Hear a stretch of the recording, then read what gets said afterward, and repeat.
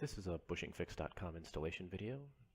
This one's talking about the Ford Cube, or block, as it's called.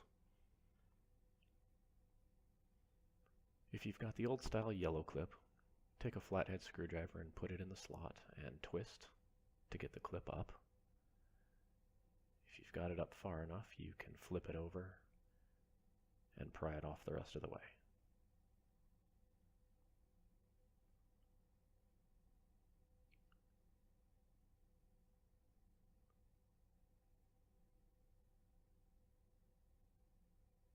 If you've got the new style tan clip, take a pocket screwdriver and pry the clip open slightly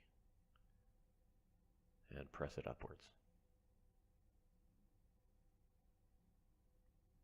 Both of these clips can be stubborn sometimes if they've got dirt in them, so be patient. After you've got the clips off, push the cube out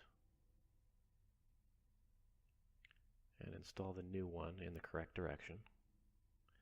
Be sure that the transmission lever and the shift lever inside the vehicle are both in park, and you'll want to install the clip to the first click.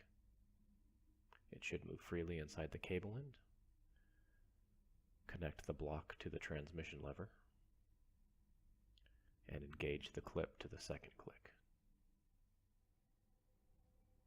Shift back and forth several times between park and 1 to verify the installation.